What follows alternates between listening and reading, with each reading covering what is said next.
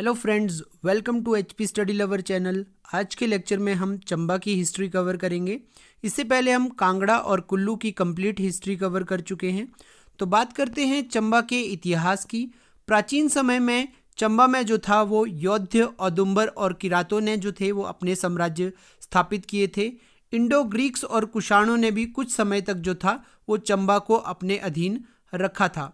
बात करते हैं चंबा रियासत की। तो चंबा रियासत की जो स्थापना थी वो 550 ईस्वी में राजा मारू जी के द्वारा की गई थी। तो ये एक सूर्यवंशी राजा थे जो अयोध्या से आए थे। इन्होंने जो था वो चंबा रियासत की स्थापना की थी और राजा मारू ने जो था भरमौर को अपनी राजधानी बनाया था। उस टाइम पे भरमौर को ब्रह्मपुर के नाम से भी जाना जाता। आगे चलकर आदित्य वर्मन जो थे वो चंबा के शासक बने और इन्होंने जो था सर्वप्रथम जो था वर्मन उपाधि को धारण किया था। तो ये भी एग्जाम में क्वेश्चन पूछा जाता है कि वर्मन उपाधि को धारण करने वाले चंबा के पहले शासक कौन थे। तो आदित्य वर्मन ने सर्वप्रथम जो था वर्मन उपाधि को धारण किया था। उसके बाद 680 ईस्वी में राजा मेरुवर्मन जो थे वो चंबा की गद्दी पर बैठे और ये भरमौर के जो थे वो सबसे शक्तिशाली राजा थे और इन्होंने कुल्लू के राजा दत्तेश्वर पाल को हराया था। वेरी इंपॉर्टेंट क्वेश्चन ये पूछा जाता है कि कुल्लू के राजा दत्तेश्वर पाल को किस चंबा के शासक द्वारा हराया गया था। तो ये मेरुवर्मन द्वारा हराया गया था। राजा मेरुवर्मन ने कई सारे मंदिरों का निर्माण जो था वो भरमौर में करवाया था, जैसे मणिमहेश मंदिर, लक्षणा देवी मंदिर, गणेश मंदिर, नरसिंह मंदिर और छतराड़ी में जो शक्ति देवी मंदिर है, उन सब का निर्माण जो था वो मेरुवर्मन जी के द्वारा करवाया गया था अपने शासनकाल के दौरान। और इनका जो एक प्रमुख शिल्पी था गुगा शिल्पी, इसके द्वारा इन मंदिरों का जो था वो शिल्पकार किया गया था। आगे चलकर लक्ष्मी वर्मन जो थे वो चंबा की गद्दी पर बैठे और इनके समय में जो था चंबा में महामारी पड़ी थी और कई सारे लोग जो थे वो मारे गए थे। और इन्हीं के समय में तिब्बतियों ने चंबा के अधिकतर क्षेत्रों पर जो था वो अपना अधिकार कर लिया था। इनके समय में तिब्बतियों ने जो था वो चंबा पर आक्रमण किया था, जिन्हें किरात भी कहा जाता था। ठीक है, और किरग्राम तक जो था इन्होंने अपना विस्तार किया था। बैजनाथ तक जो था मतलब इन्होंने अपना विस्तार कर लिया था। बैजनाथ का ही पुराना नाम जो था वो किरग्राम था। आगे चलकर जो थे वो मुशान वर्मन चंबा की गद्दी पर बैठे। तो जब लक्ष्मी वर्मन के समय में तिब्बतियों ने आक्रमण किया था और राजा की मृत्यु हो गई थी, उस दौरान रानी ने जो था वो राज्य को छोड़ दिया था और एक गुफा में जो था वो रास्ते में एक पुत्र को जन्म दिया था और उस पुत्र को वो रानी जो थी वो वहीं गुफा में छोड़कर जो थी वो आगे चली गई थी। लेकिन जब इस बात का पता जो था वजीर और पुरोहित को चला तो वो वापस गुफा में जो था उस बच्चे को लाने के लिए गए। लेकिन जब वो वहां पर गए तो उन्होंने देखा कि उस बच्चे के चारों तरफ जो थे वो चूहे थे और वो उस बच्चे की जो थे वो रक्षा कर रहे थे और तभी उस बच्चे का नाम जो था वो मुसान वर्मन पड़ गया था। उसके बाद जो रानी थी और जो मुसान वर्मन थे उनको सुकेत रियासत के राजा ने शरण दी थी और बाद में सुकेत के जो राजा थे उन्होंने अपनी पुत्री का विवाह जो था वो मुसान वर्मन से करवाया था और दहेज में उन्हें जो था वो पंगाणा की जागीर दी गई थी। बाद में मुसान वर्मन ने जो था सुकेत की सेना के साथ जो था ब्रह्मपुर पर आक्रमण किया था और चंबा को जो था वो दोबारा अपने अधीन कर लिया था। इसके बाद साहिल वर्मन जो थे 920 ईस्वी में जो थे चंबा की गद्दी पर बैठे और ये एग्जाम में क्वेश्चन पूछा जाता है कि चंबा की गद्दी पर साहिल वर्मन कब बैठे थे। तो 920 ईस्वी में, ये ईयर आपको याद रखना है, इंपॉर्टेंट है। और साहिल वर्मन ने जो था चंबा शहर की स्थापना की थी। ये भी एग्जाम में इंपॉर्टेंट क्वेश्चन पूछा जाता है कि चंबा शहर की स्थापना किस शासक द्वारा की गई थी। तो ये की गई थी साहिल वर्मन जी के द्वारा। और साहिल वर्मन जी के 10 पुत्र थे और एक पुत्री थी चंपावती और इसी चंपावती के नाम पर जो था वो चंबा शहर का नाम पड़ा था। राजा साहिल वर्मन ने जो था वो अपनी राजधानी ब्रह्मपुर से चंबा शहर स्थानांतरित की थी। तो ये भी एग्जाम में क्वेश्चन पूछा जाता है कि चंबा शहर जो था उसको अपनी राजधानी किस चंबा के शासक ने बनाया था। तो ये बनाया था साहिल वर्मन ने। साहिल वर्मन के शासनकाल के दौरान चंबा शहर में पानी की कमी हो गई थी, जिसे दूर करने के लिए जो था कुल देवी ने जो था राजा के स्वप्न में आकर घर के किसी एक सदस्य का बलिदान मांगा था। तो इनकी जो पत्नी थी नैना देवी, साहिल वर्मन की पत्नी नैना देवी ने जो था वो प्राणों का बलिदान देने का निश्चय लिया था और इन्हें जो था मलूण नामक स्थान पर जो था वो जीवित चिनवा दिया गया था और यहीं पर इनकी यादगार में जो है प्रतिवर्ष जो है सूही मेले का जो है वो आयोजन किया जाता है। तो ये क्वेश्चन पूछा जाता है कि सूही मेले का आयोजन किसकी यादगार में किया जाता है। तो ये जो साहिल वर्मन थे इनकी पत्नी नैना देवी की यादगार में जो है वो प्रतिवर्ष सूही मेले का आयोजन मलूण नामक स्थान पर किया जाता है और जिसमें बच्चे और औरतें जो हैं वो पार्टिसिपेट कर सकते। साहिल वर्मन ने अपने शासनकाल के दौरान कई सारे मंदिरों का निर्माण करवाया था, जिसमें से काफ़ी फेमस है चंबा का जो लक्ष्मी नारायण मंदिर है, चंद्रशेखर मंदिर, चंद्रगुप्त मंदिर और कामेश्वर मंदिर। इन सभी मंदिरों का निर्माण जो था वो राजा साहिल वर्मन जी के द्वारा करवाया गया था और इन्होंने जो था वो चकली मुद्रा का जो था वो अपने शासनकाल के दौरान प्रचलन किया था। और तो ये पूछा जाता है कि चंबा के किस शासक ने जो था वो चकली मुद्रा को चलाया था। तो राजा साहिल वर्मन ने चकली मुद्रा का संचालन भी किया था अपने शासनकाल के दौरान। आगे चलकर साहिल वर्मन के जो बड़े पुत्र थे युगांकर वर्मन, वो गद्दी पर बैठे और युगांकर वर्मन ने जो था वो गौरी शंकर मंदिर का चंबा में निर्माण करवाया था। तो ये इंपॉर्टेंट है कि गौरी शंकर मंदिर का निर्माण किस शासक के द्वारा करवाया गया था, ये युगांकर वर्मन के द्वारा करवाया गया था। और इनकी जो पत्नी थी त्रिभुवन रेखा, इन्होंने जो था वो नरसिंह मंदिर का जो था निर्माण करवाया था। आगे चलकर सलवाहन वर्मन जो थे वो चंबा की गद्दी पर बैठे और इनके समय में जो था कश्मीर के शासक अनंत देव ने जो था भरमौर पर आक्रमण किया था। इसके बाद जसाटा वर्मन जो थे वो चंबा की गद्दी पर बैठे और इनके समय का एक शिलालेख जो है वो चुराह के लोह टिकरी से प्राप्त हुआ था। तो ये पूछा जाता है कि चंबा के किस शासक का शिलालेख जो है वो चुराह के लोह टिक्कर से प्राप्त हुआ है। तो आपको याद रखना है ये जसाटा वर्मन के शासनकाल का है। आगे चलकर उदय वर्मन ने जो था चंबा की गद्दी पर शासन किया और इन्होंने अपनी दो पुत्रियों देवलेखा और तारालेखा का विवाह जो था वो कश्मीर के राजा सुशाला से करवाया था और जिसकी मृत्यु के बाद जो था वो दोनों की दोनों सती हो गई थी। तो ये आपको याद रखना है, तारालेखा और देवलेखा का विवाह जो था वो कश्मीर के राजा सुशाला से करवाया गया था उदय वर्मन के द्वारा। आगे चलकर ललित वर्मन जो थे वो चंबा की गद्दी पर बैठे और इनके समय के दो शिलालेख जो हैं वो डिबरी कोठी और सेचू नाला से प्राप्त हुए हैं। तो ये पूछा जाता है कि जो दो पत्थर लेख मिले हैं डिबरी कोठी और सेचू नाला के, तो वो किस चंबा के शासक के दौरान के मिले हैं। तो वो ललित वर्मन के शासनकाल के दौरान मिले हैं। इसके बाद विजय वर्मन जो हैं वो 1175 ईस्वी में चंबा की गद्दी पर बैठे और इनके शासनकाल में मोहम्मद गौरी ने जो था वो अपने आक्रमण शुरू कर दिए थे।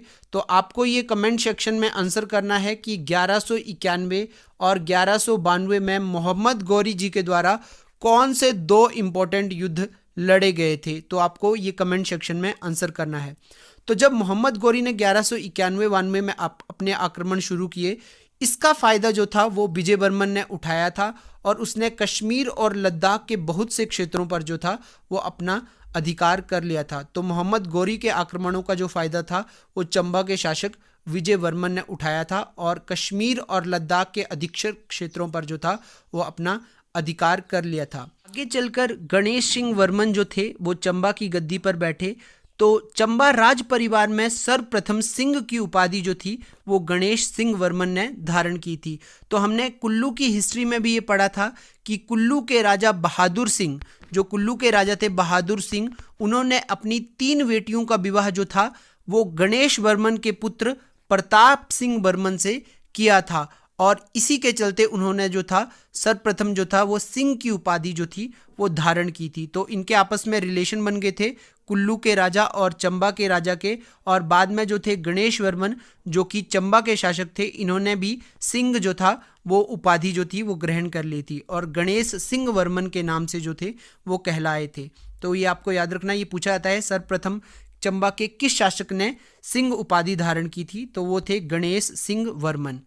आगे चलकर इनके पुत्र प्रताप सिंह वर्मन जो थे वो गद्दी पर बैठे और ये अकबर के समकालीन थे। दिस इज़ वेरी इंपॉर्टेंट, ये एग्जाम में क्वेश्चन पूछा जाता है कि अकबर के समकालीन चंबा का कौन सा शासक था, तो ये थे प्रताप सिंह वर्मन। आगे चलकर चंबा का जो रिहलू क्षेत्र था टोडरमल द्वारा मुगलों को दे दिया गया था। आपको पता होगा कि अकबर के नवरत्न थे, 9 रत्न थे, उसमें से एक टोडरमल थे जो राजस्व विभाग देखा करते थे अकबर का। तो इन्होंने जो था वो रिहलू क्षेत्र को जो था वो मुगलों को दे दिया था। चंबा का जो रिहलू क्षेत्र था, हम आगे पढ़ेंगे कि इसी क्षेत्र को लेकर जो था संसार चंद और राज सिंह के बीच में जो था वो नेटी का युद्ध लड़ा गया था 1794 में, और इसी के चलते वहां पर राज सिंह की जो थी, चंबा के शासक राज सिंह की जो थी वो मृत्यु हो गई थी। उसके बाद जो था प्रताप सिंह बर्मन ने जो था कांगड़ा के राजा चंद्रपाल को हराया था और इन्होंने जो था वो गुलेर रियासत को अपने अधीन कर लिया था। तो ये भी एग्जाम में इंपॉर्टेंट क्वेश्चन बनता है कि गुलेर रियासत को चंबा के किस शासक ने जो था चंबा में मिला लिया था। तो ये थे प्रताप सिंह वर्मन। आगे चलकर बलभद्र और जनार्दन जो थे वो गद्दी पर बैठे। बलभद्र जो थे वो काफ़ी दानवीर थे, मतलब दयालु थे काफ़ी, और उन्हें बालीकरण के नाम से भी जो था वो जाना जाता था, और इसी से तंग आकर इनके पुत्र ने इनको जो था वो गद्दी से हटा दिया था। और 1622 ईस्वी में जब जहांगीर ने कांगड़ा का दौरा किया था, उस समय राजा जनार्दन जो थे वो जहांगीर से मिलने जो थे वो कांगड़ा आए थे। आगे चलकर 1623 ईस्वी में जो था वो धलोक का युद्ध लड़ा गया। ये इंपॉर्टेंट क्वेश्चन बनता है कि धलोक का युद्ध कब हुआ था। तो ये हुआ था आपका 1623 ईस्वी में, और इसमें जो था वो जगत सिंह जो कि नूरपुर का राजा हुआ करता था और जनार्दन जो कि चंबा का राजा हुआ करता था, इन दोनों के बीच में जो था वो धलोक का युद्ध लड़ा गया था, और जिसमें चंबा की सेना की जो थी वो हार हुई थी और नूरपुर के राजा जगत सिंह की जो थी वो जीत हुई थी। आगे चलकर पृथ्वी सिंह जो थे वो चंबा की गद्दी पर बैठे, और इनके शासनकाल के दौरान जो था वो जगत सिंह ने जो था, जो कि नूरपुर का राजा था, मैंने आपको बताया था, उसने जो था शाहजहां के खिलाफ 1641 में विद्रोह कर दिया था। और इसी मौके का फायदा उठाकर जो था पृथ्वी सिंह ने दोबारा जो अपने चंबा के खोए हुए अधिकतर क्षेत्र थे उन पर अधिकार कर लिया था। आगे चलकर चतर सिंह जो थे वो चंबा की गद्दी पर बैठे, और ये जो थे वो औरंगजेब के समकालीन थे। ये एग्जाम में बहुत इंपॉर्टेंट क्वेश्चन बनता है कि औरंगजेब के समय में जो था वो चंबा का शासक कौन था, वो थे चतर सिंह। और जब औरंगजेब ने 1678 ईस्वी में सभी हिंदू मंदिरों को गिराने का जो था वो आदेश दे दिया था, उस समय चतर सिंह ने इनके आदेशों को मानने से जो था वो इनकार कर दिया। इसके बाद उदय सिंह ने चंबा पर शासन किया, और इन्होंने जो था वो एक नाई को जो था वो चंबा का वजीर नियुक्त कर दिया था। तो ये एक नाई की जो पुत्री थी उससे प्रेम में पड़ गए थे, और इसी के चलते इन्होंने जो था एक नाई को जो था वो चंबा का वजीर घोषित कर दिया गया था। आगे चलकर उमेद सिंह जो थे वो राजा बने, और उमेद सिंह ने 2 इंपॉर्टेंट काम किए थे। एक तो इन्होंने नाडा महल बनवाया था चंबा में, और दूसरा जो था इन्होंने रंग महल चंबा का जो था वो निर्माण करवाया था, उसकी नींव रखी थी इन्होंने। और इन्होंने जो था वो अपनी पत्नी को सती ना होने का आदेश जो था वो छोड़ गए थे। मतलब अपनी मृत्यु से पहले इन्होंने ये निर्णय ले लिया था कि इनकी मृत्यु के बाद इनकी पत्नी को सती नहीं किया जाएगा। आगे चलकर राज सिंह जो थे वो चंबा की गद्दी पर बैठे, और इन्होंने रिहलू क्षेत्र के लिए जो था वो 1794 ईस्वी में जो था नेटी का युद्ध लड़ा था। तो नेटी का युद्ध पूछा जाता है कहाँ पर लड़ा गया, ये शाहपुर के पास लड़ा गया था, और इसमें जो था वो संसार चंद और राज सिंह जो थे वो आपस में लड़े थे। तो कांगड़ा के राजा जो संसार चंद थे और जो चंबा के शासक राज सिंह थे, इन दोनों के बीच में तो नेटी का युद्ध लड़ा गया था, और जिसमें राज सिंह जो था वो मारा गया था। तो राज सिंह की इस युद्ध में मृत्यु हो गई थी।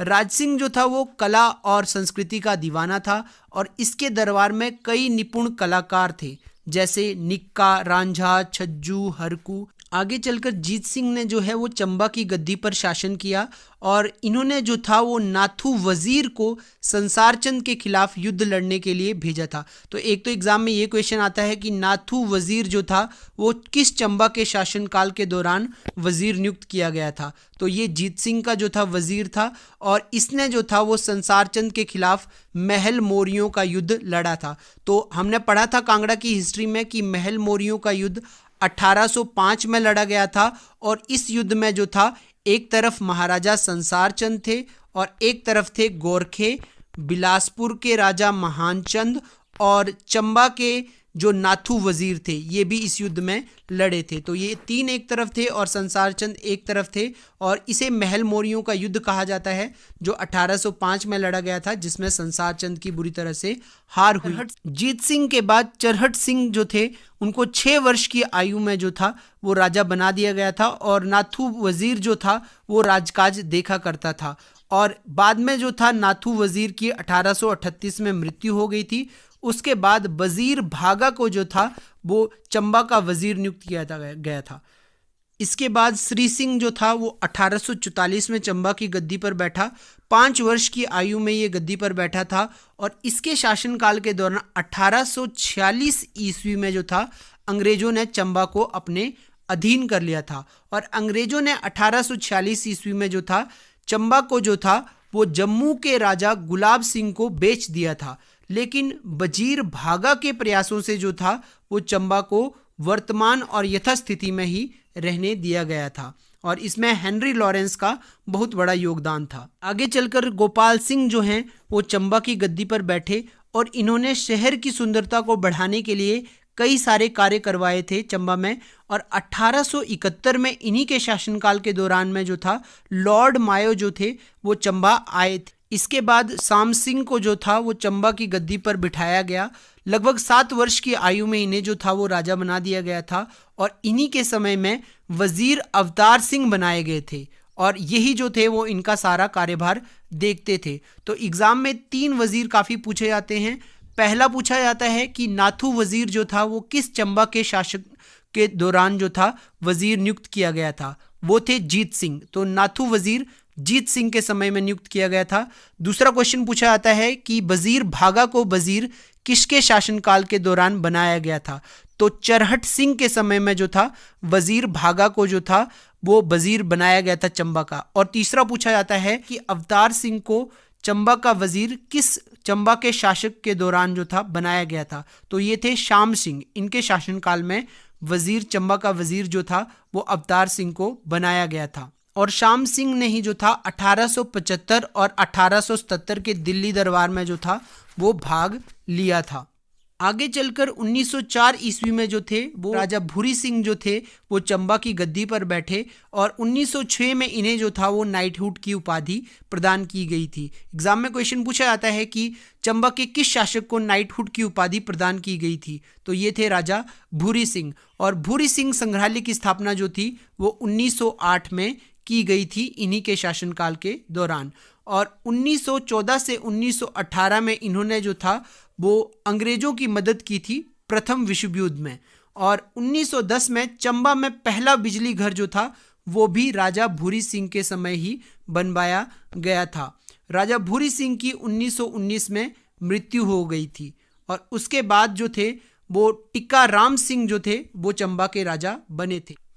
टिक्का राम सिंह के बाद चंबा के अंतिम शासक जो थे वो राजा लक्ष्मण सिंह थे। तो एग्जाम में क्वेश्चन पूछा जा सकता है कि चंबा के अंतिम शासक कौन थे, तो वो थे राजा लक्ष्मण सिंह। और 15 अप्रैल 1948 को हिमाचल प्रदेश की जो सभी पहाड़ी रियासतें थी उन्होंने हिमाचल प्रदेश में अपना विलय कर दिया था, और चंबा ने भी अपना विलय कर दिया था 15 अप्रैल 1948 को। और इस प्रकार हिमाचल प्रदेश का जो था वो गठन किया गया था। तो ये था चंबा का इतिहास। आई होप आपको ये वीडियो पसंद आई होगी। इसी तरह की वीडियोस को देखने के लिए हमारे चैनल को सब्सक्राइब कर दीजिए और इस वीडियो को लाइक कर दीजिएगा। धन्यवाद।